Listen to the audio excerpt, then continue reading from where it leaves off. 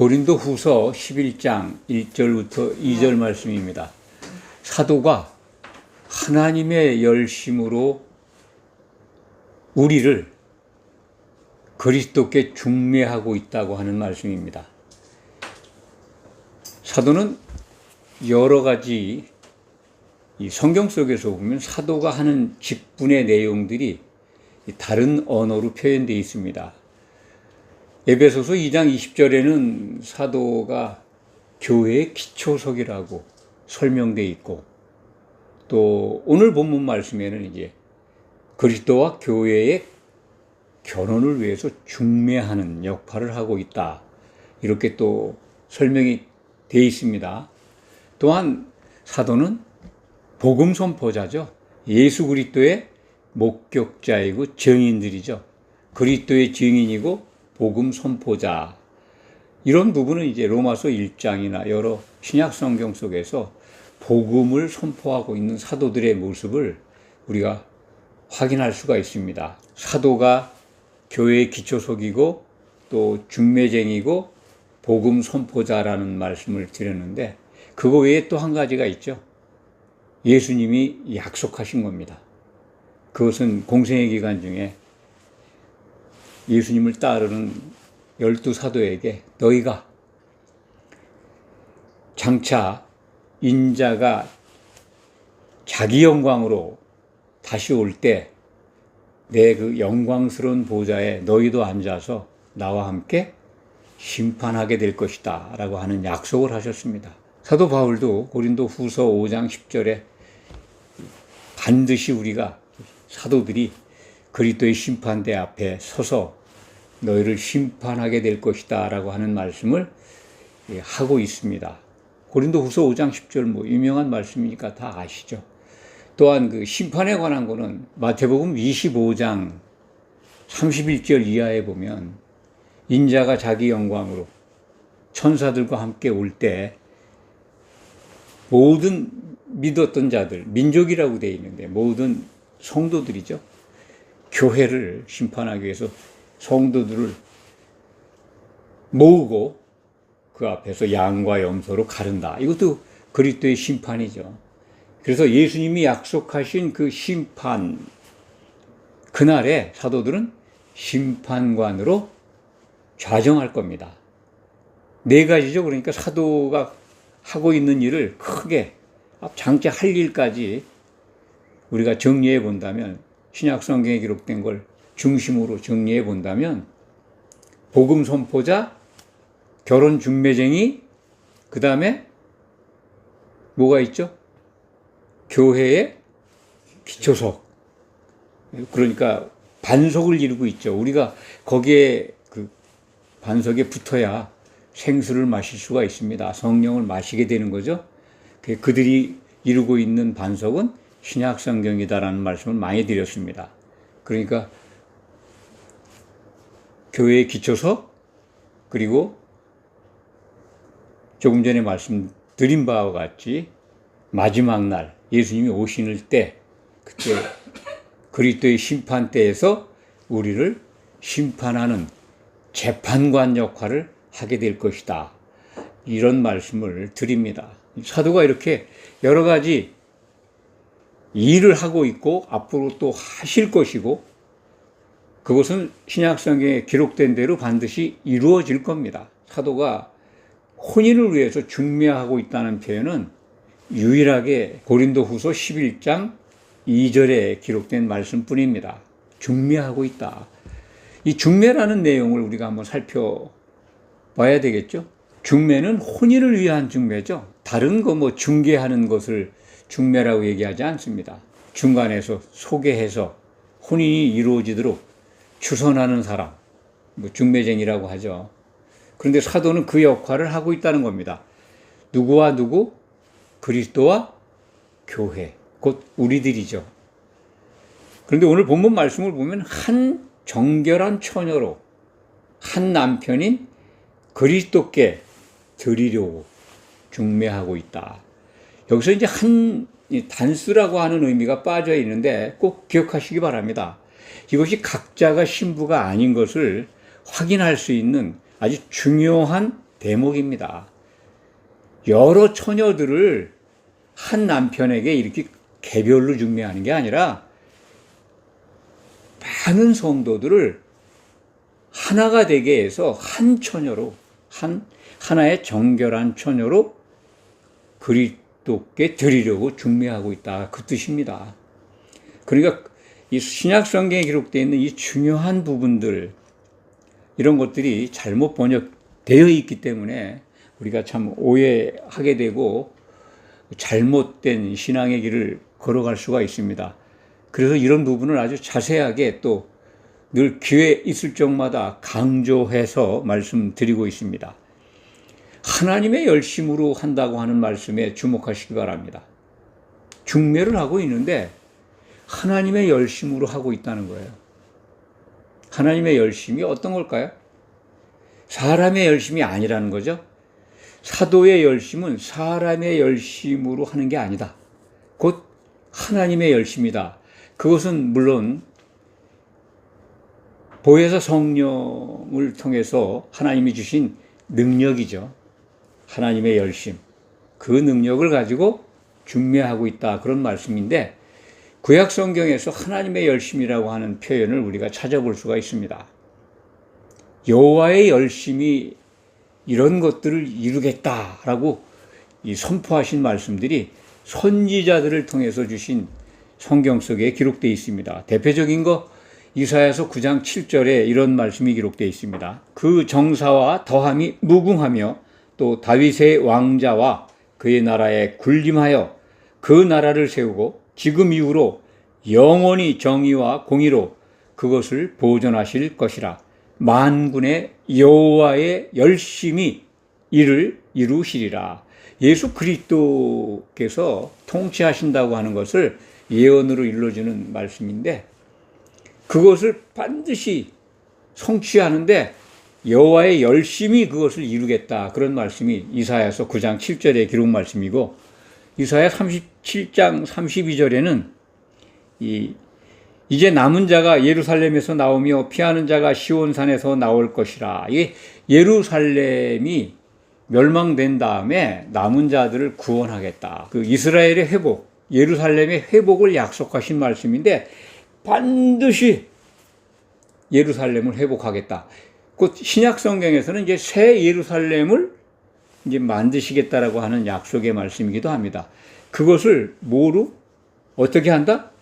만군의 여호와의 말씀이 이를 이루시리라라고 선언하고 있습니다. 만군의 여호와의 열심이 이루신다는 거죠.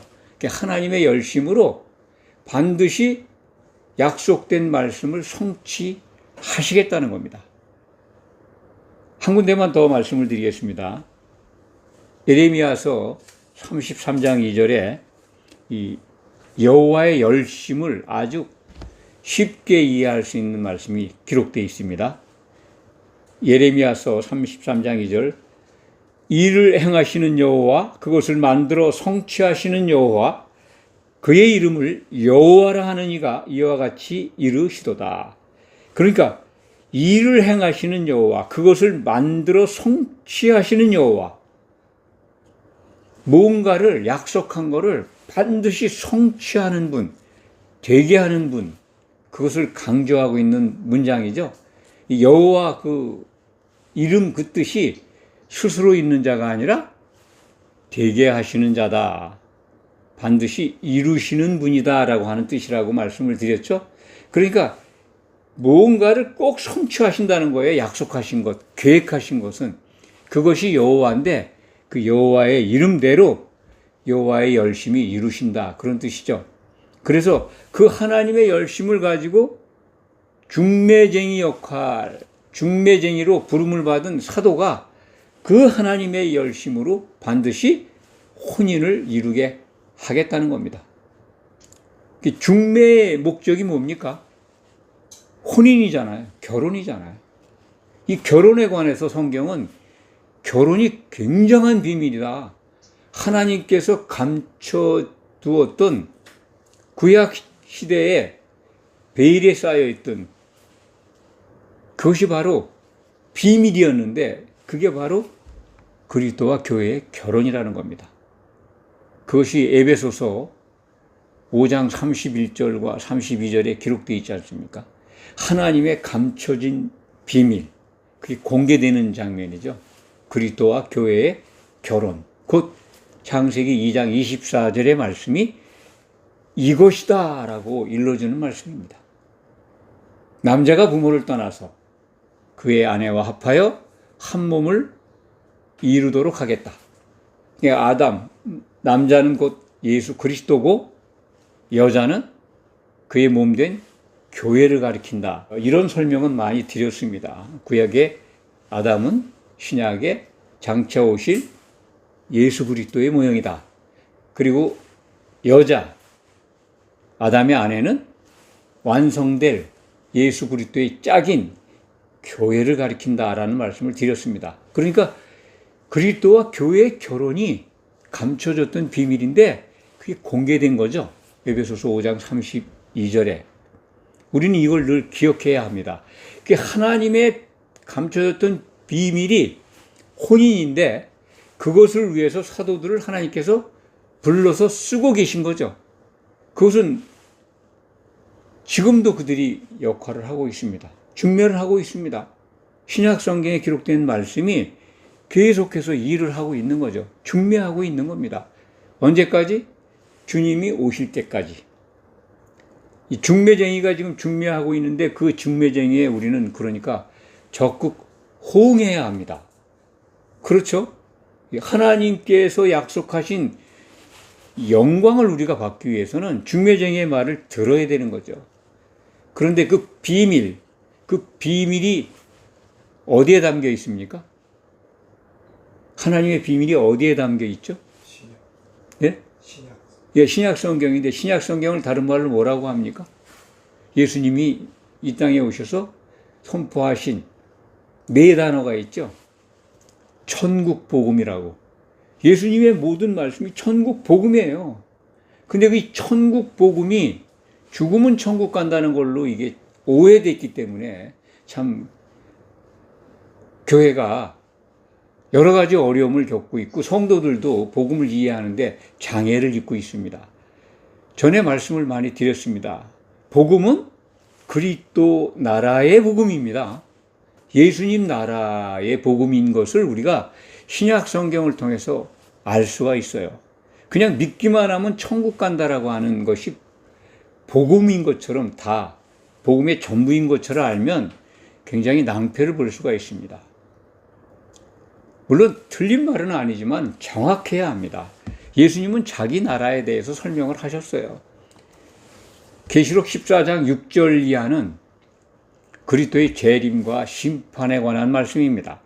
부분적으로 아주 중요한 심판 과정의 내용들을 여러 장면으로 설명하고 있는 대목이 계시록 14장 6절 이하의 말씀입니다. 근데 6절에 이런 말씀이 되어 있어요. 또 보니 다른 천사가 공중에 날아가는데 땅에 거주하는 자들, 이 땅은 이 교회를 이해하시면 됩니다. 교회에 곧 모든 민족과 종족과 방언과 백성에게 전할, 이 전할이 전해진 이렇게 이해하시면 됩니다. 이미 선포됐잖아요. 그러니까 교회에 이미 선포됐다 그런 뜻입니다. 선포된 영원한 복음을 가지고 있더라 이런 뜻이거든요. 영원한 복음이 전에 말씀을 많이 드렸죠. 영원한 복음이 곧 한 시대의 복음이라고. 이 계시록 14장 6절의 이 복음이라는 언어가 신약 성경에 여러 군데 나오는데 그것이 마지막 기록된 복음이에요. 말씀이에요. 그러니까 우리는 성경 맨 마지막에 기록된 복음이 어떤 것인가를 알면 앞에 예수님이 먼저 선포하신 천국 복음에 대한 내용을 알 수 있는 거 아니겠습니까? 한 시대의 복음을 가지고 있는 거예요. 천사가. 근데 그거는 이미 선포되어 있는 겁니다. 신약 성경을 통해서. 이게 지금 마지막 심판 때의 장면을 사도 요한이 보고 있는 거잖아요. 근데 그 천사가 뭔가를 가지고 있는데 신약 시대 예수님 이후로 선포된, 사도들을 통해서 선포된 그 복음을 가지고 있는 모습을 보는 거죠. 그러니까 예수님께서 사도들을 통해서 우리에게 전해준 복음, 그것이 바로 그리스도의 복음이잖아요. 그것이 한 시대에 우리가 누릴 그 나라의 복음이라는 겁니다. 영원한 복음, 우리말로 표현이 그렇게 되어 있는데, 이 부분은 이제 신약성경 다른 부분에도 이 영원하다라고 하는 표현된 것들이 다 영생, 영벌, 영원, 뭐 이렇게 표현되어 있는 것들이 다 헬라 말로는 그 예수님 나라 시대의 한 시대를 지칭하는 언어입니다. 그러니까 거기에 들어가면 정말 영생하는 겁니다.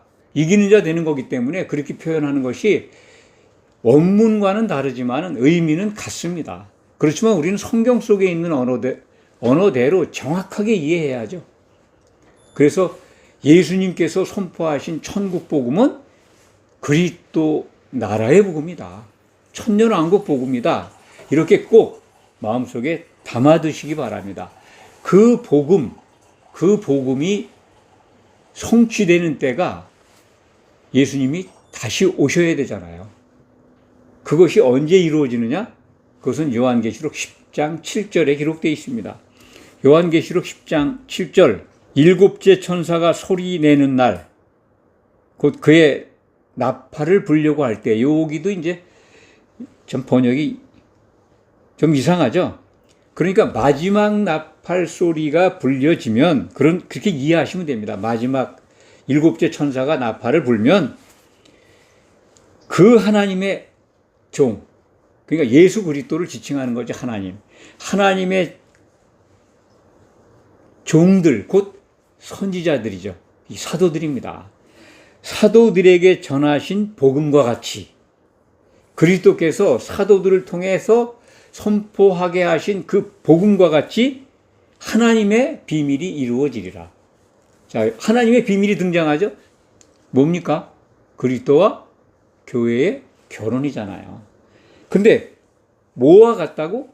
사도들을 통해서 선포하신 하나님의 그 복음과 같이, 복음 안에 담겨 있는 핵심이 하나님의 비밀, 곧 결혼이라는 겁니다. 그런데 성경은 뭐에 관한 책이에요? 예, 결혼에 관한 책입니다. 이걸 놓치면 안 됩니다. 복음이 그리스도 나라, 천년왕국에 대한 복음이고, 거기에 들어가는 자격을 얻기 위해서 혼인에 꼴이내야 되는 겁니다. 우리는 사도들의 말을 듣고 반드시 중매쟁이의 말을 듣고 결혼에 성공해야 돼요. 마음에 안 들어서 다시 선을 다시 본다든지 인간 수준으로 그런 이 결혼을 재차 시도하고 그런 경우가 아닙니다. 이 세상에서 결혼과 이혼과 아니면 파혼과 아니면 결혼을 안 하고 산다든지 그런 것들은 사실은 성경 속에 비춰보면 중요하지가 않아요. 살아가는 도덕적 문제에 관한 어떤 이 측면에서 고려 대상이지, 구원을 받느냐, 영생을 이루느냐, 그래서 하나님의 영광에 들어가느냐, 새 예루살렘 도성에 들어가서 아들로서 상속을 받느냐 아니냐, 이것은 결혼에 성공하느냐 아니냐 그겁니다. 그러니까 우리의 신랑 되신 예수 그리스도께서 다시 오실 때 반드시 결혼하는데 우리는 그의 신부로, 한 신부로 여러 성도들이 준비되어야 한다 하는 말씀을 오늘 이 시간에 또 강조해서 드립니다. 고린도후서 11장 2절의 말씀은 핵심이 그겁니다. 중매하고 있다는 겁니다. 중매하고 있는데 사도는 자기의 열심이 아니라 하나님의 열심으로 지금 그것을 하고 있다는 겁니다. 그렇게 하나님의 열심으로 하고 있으니까 반드시 이루어질 거잖아요. 그리스도와 교회의 결혼은 반드시 이루어질 겁니다. 그렇기 때문에 우리는 반드시 그 결혼에 참여해야 합니다. 그래야 영생하는 겁니다. 중매쟁이의 말을 들어서 적극적으로 중매하는 사도들의 말에 호응해서 그들의 말을 들어서 결혼에 꼴이내야 됩니다. 이것은 우리 인생의 목적이고 또 신앙생활하는 최고의 목표입니다. 하나님의 통치 목적이 뭡니까? 통치 목적. 그게 바로 그리스도와 교회의 결혼을 위해서 통치하고 있는 겁니다. 하나님이 창세전에 세우신 뜻은 결혼입니다.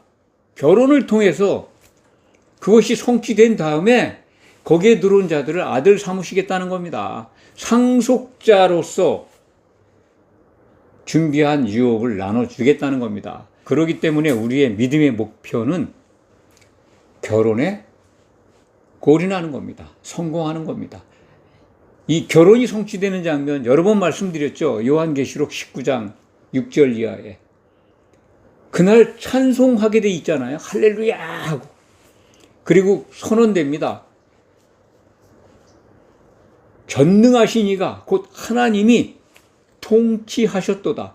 통치가 끝났다는 거예요. 우리말 번역은 뭐 통치하고 있는 걸로 할 거라고 표현되어 있는데 아니에요. 통치가 끝난 것을 우리에게 미리 보여주는 말씀입니다.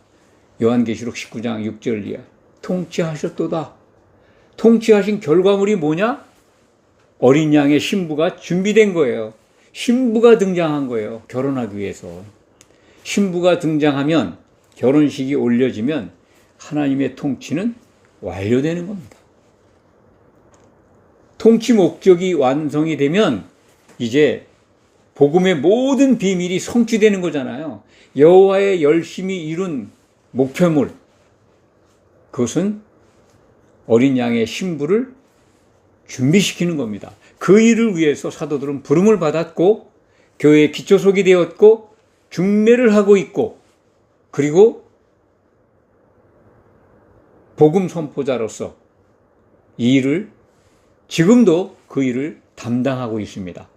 마지막에 사도들은 우리를 교회를 그리스도의 심판대에서 심판하실 겁니다.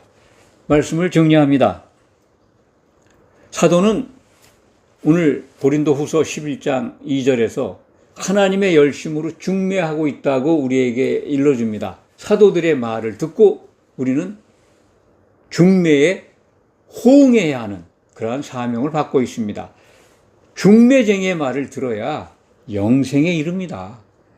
이기는 자가 됩니다. 그리고 혼인하게 되고 하나님의 상속자가 됩니다.